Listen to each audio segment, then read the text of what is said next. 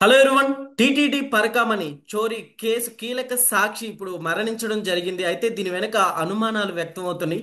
So ఇదే అంశం మీద ఒకసారి విశ్లేషణ తీసుకుందాం. ప్రస్తుతం మనతోటి పొలిటికల్ అనలిస్ట్ డివిఎస్ గారు ఉన్నారు. వెల్కమ్ చెప్దాం. నమస్కారం సార్. నమస్తే. ఎస్ సార్, దీన్ని ఎలా చూడొచ్చు? దీని వెనుక చాలా అనుమానాలు అయితే వ్యక్తమవుతున్నాయి. అంటే ఆంధ్రప్రదేశ్ కదా. ఎస్ సార్, అవును. ఆంధ్రప్రదేశ్ అంటేనే అనుమాన ప్రదేశ్. ఏంటి ఇప్పుడు ఆంధ్రప్రదేశ్లో హత్యలు మామూలుగానే ఏంటి, గతంలో మనం చూసాం. ఇట్లాగే చంపడం, సాక్షులను కూడా మాయం చేయడం, ఎస్. గొలుసుకట్టు హత్యలకి కేర్ ఆఫ్ అడ్రస్ ఆంధ్రప్రదేశ్ అన్నమాట.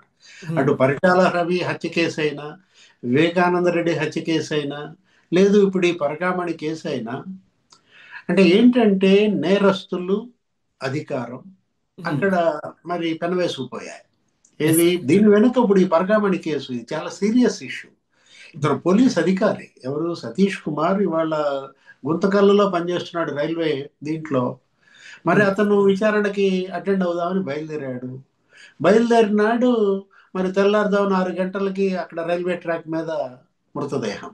ఎస్. రైల్వే ట్రాక్ మీద మృతదేహం అనగానే నాకేం గుర్తొస్తోంది, పరిటాల రవి హత్య కేసులో కూడా ఇలాగే డాక్టర్ సాంబశివరావు, ఆయన కూడా ఇలాగే మరి అనుమానాస్పద మరణం రైల్వే ట్రాక్ మీదే. ఎస్. అప్పుడు గొలుసు కట్టు హత్యలు ఎప్పుడు పరిటాల రవి కేసులో అక్కడ మొద్దు సీను, లేకపోతే మద్దెల చెరువు సూరి, ఆ ఓం ప్రకాష్, వరుస పెట్టి నువ్వు తీసుకున్నట్లయితే ఆ సాంబశివరావు, అజీజ్, ఆ పటోళ్ళ గోవర్ధన్ రెడ్డి, ఐదారుగురు అక్కడ గొలుసు కట్టు హత్యలు అప్పట్లో సంచలనం. ఏది ఎస్. పరిటాల రెడ్డి హత్య కేసులో. మొన్న ఎస్ సార్. మనం చూసాం వివేకానంద రెడ్డి హత్య కేసు. వివేకానంద రెడ్డి హత్య కేసులో అతను ఎవరు, శ్రీనివాస్ రెడ్డి, లేకపోతే ఆ కువైట్ గంగాధర్ రెడ్డి, ఆయన ఎవరు, ఆ డాక్టర్, యువ వైద్యుడు, ఆ? Yes Jaganmohan sir. Reddy brother ఎవరో ఒకతను, ఆ? మొన్న అసలు వాచ్మన్ రంగన్న, లేకపోతే ఆ జగన్మోహన్ రెడ్డి డ్రైవర్ ఎవరతను, నారాయణ యాదవ్. ఎవరైతే జగన్మోహన్ రెడ్డిని రోడ్డు మార్గంలో పులివెందులు తీసుకెళ్లాడో ఆ హత్య, ఆ మృతదేహాన్ని చూడటానికి, ఎస్ అతనే సార్. చనిపోయాడు డ్రైవర్.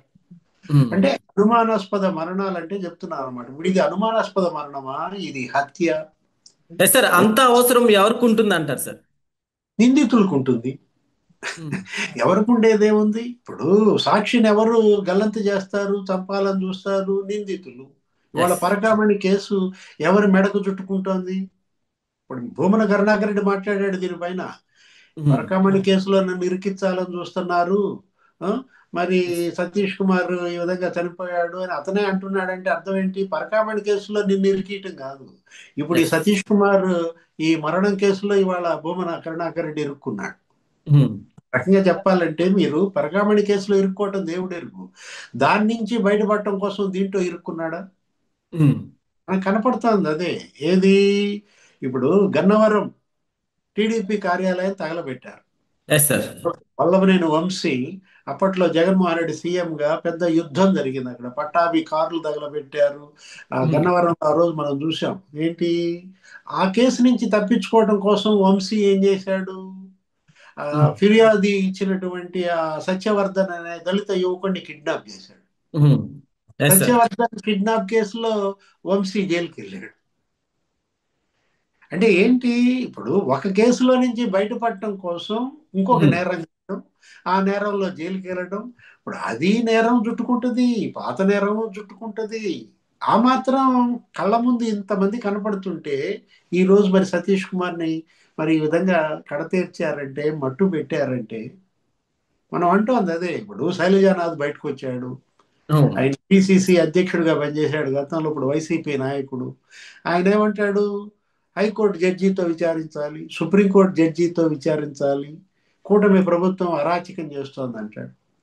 భూమన కరుణాకర్ రెడ్డి ఏమంటాడు, అసలు పోలీసులకే రక్షణ లేదు, ఆ? ఆ, సుప్రీంకోర్టు జడ్జితో విచారించాలంటాడు, సిబిఐతో విచారించాలంటారు. ఆ? ఇప్పుడు సిబిఐ విచారణ ఏం జరిగింది, వివేకానంద రెడ్డి హత్య కేసు సిబిఐయే కదా విచారించింది, ఎస్ సార్. జరుగుతోంది. ఇప్పుడు ఇవాళ సునీత కూడా వెళ్ళింది. ఈరోజు సునీత మరి ఆమె కేసు ఏంటి స్పష్టంగా చెప్పింది. నాకు ఇంకా అనేక అనుమానాలు ఉన్నాయి, అసలు ఇంతవరకు జగన్మోహన్ రెడ్డి ఎందుకు విచారించలేదు, ఎస్ భారతీయ సార్. మేడం ఎందుకు విచారించలేదు అని అడిగింది. ఈ సాక్ష్యాల్ని తప్పిస్తే శిక్ష నుంచి ఈజీగా తప్పించుకోవచ్చు అంటారా? శిక్ష నుంచి తప్పేయటం కాదు, సాక్షుల్లో ముందు ఈ హత్య కేసులో ఇరుక్కుంటారు. ఎస్. ఇప్పుడు మనం అంటోంది అదే, ఏది ఒక దాంట్లో నుంచి బయటపడదామని ప్రయత్నించి ఇంకో దాంట్లో పడుతున్నారా? ఎస్. మనం ఏంటంటే ఇక్కడ చూడాల్సింది ఇప్పుడు దీంట్లో ముఖ్యమైనటువంటి అంశం, సతీష్ కుమార్ గనక ఆత్మహత్య చేసుకునేవాడైతే ఇవాళ ఎందుకు చనిపోతాడు? దీన్ని ఆత్మహత్యగా చిత్రించాలని చూస్తున్నారు. అంటే హత్యని గుండెపోటుగా చిత్రించాలని చూసిన వాళ్ళకి మరి ఇది ఆత్మహత్యగా చిత్రించాలని చూడటం ఎంతసేపు పని, ఎంతలో పని? వివేకానంద రెడ్డి హత్యను ఏమన్నారు? గుండెపోటు అన్నారు. అది అవును. గుండెపోట? గొడ్డలితో 7 కిరాతకంగా 7 సార్లు నరికి నరికి చంపారే, అది గుండెపోటులా కనపడిందా? ఎస్. సాక్షి ఛానల్ ఆ రోజు ఏమని ప్రసారం చేసింది? విజయసాయి రెడ్డి ఆ రోజు ఏమని చెప్పాడు? గుండెపోటుతో చచ్చిపోయాడు అన్నారు. ఆయన గుండెపోటుతో చనిపోయింది. ఇక్కడ మనం చూడాల్సింది ఇప్పుడు ఈ కేసు సతీష్ కుమార్ అంశం. ఇవాళ రవికుమార్ ప్రాణాలకు ముప్పు అనుకున్నాం. పరకామణి కేసులో ప్రధాన నిందితుడు, ఆ హుండీ దొంగతనం చేసిన ఆయన ఎస్. ఎవరైనా రవికుమార్, ఆయన ఎస్. ప్రాణాలకి ముప్పు. ఆయన కుటుంబం కూడా అజ్ఞాతంలోకి వెళ్ళింది, మన విచారణకు వచ్చాడు. అలాంటిది రవికుమార్ కాదు, అసలు సతీష్ కుమార్ని లేపేశారంటే ఇప్పుడు ముందు రవికుమార్ ప్రాణాలకు భద్రత కల్పించాలి. ఎస్. వాళ్ళ భానుప్రకాష్ రెడ్డి కూడా అదే స్టేట్మెంట్ ఇచ్చాడు. అంటే వీళ్ళు సిబిఐ సిబిఐ అని అడుగుతున్నారు, లేకపోతే హైకోర్టు జడ్జి, లేకపోతే సుప్రీంకోర్టు సిట్టింగ్ జడ్జి అంటారు. అంటే ఏంటి? సిబిఐ ఎంక్వైరీ ద్వారా తప్పుకోవాలని ప్రయత్నించమా? ఎస్. మనకు అదే కనపడుతోంది. ఏంటి ఇక్కడ ఎవరు విచారిస్తున్నారు అనేది ముఖ్యం కాదు, ఏ సంస్థ విచారిస్తోంది అన్నది కాదు, ఎంత పకడ్బందీగా ఎంత లోతైన సమగ్రమైన విచారణ జరుగుతోంది, దర్యాప్తు జరుగుతోంది, అది ముఖ్యం.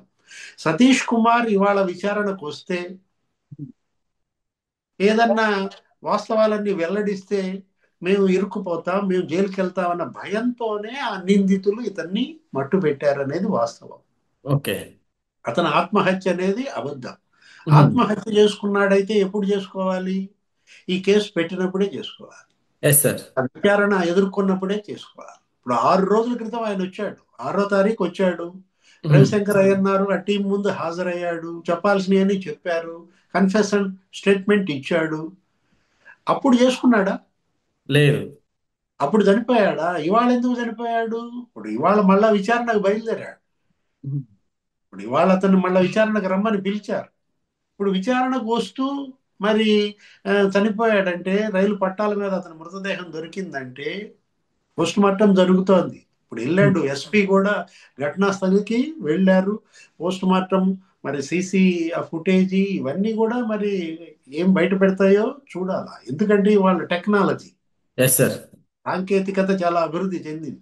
వివేకానంద రెడ్డి హత్య కేసు కూడా టెక్నాలజీయే బయట పెట్టింది. హత్యకు ముందు హంతకులు ఎక్కడ కలిశారు, హత్య తర్వాత ఎవరు కలిశారు. ఇప్పుడు ఇది కూడా అదే, ఏది సతీష్ కుమార్ ఇవాళ మరి ఆ కుటుంబ సభ్యులు కూడా వచ్చారు. ఇది అందరూ ఖండించాల్సిన అంశం, ఆవేదన చెందాల్సిన అంశం. మరో మరణం జరగకుండా కాపాడాలి. Yes sir.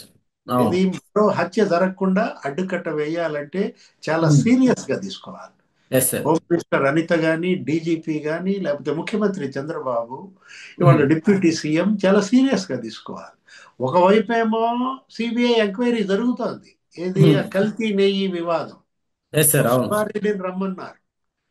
సుబ్బారెడ్డిని విచారణకు రమ్మంటే అతను ఏమన్నాడు? నేను లక్నో వెళ్తున్నాను, ఏదో పార్లమెంట్ ఫైనాన్స్ కమిటీ మీటింగ్ ఉంది, నేను తర్వాత వస్తాను అంటాడు. అంటే ఇక్కడ నిందితులు చెలగాటం ఆడుతున్నారు, ఎస్. క్రిమినల్స్ ఇవాళ చెలగాటం ఆడుతున్నారు. ఆంధ్రప్రదేశ్లో నేరగాళ్ల ఆ క్రీడ దాన్ని ముగించాలి. ఏది ఈ గేమ్ కట్టించాలన్నమాట. కట్టించాల్సిన బాధ్యత ఎవరిది? ముఖ్యమంత్రి చంద్రబాబు.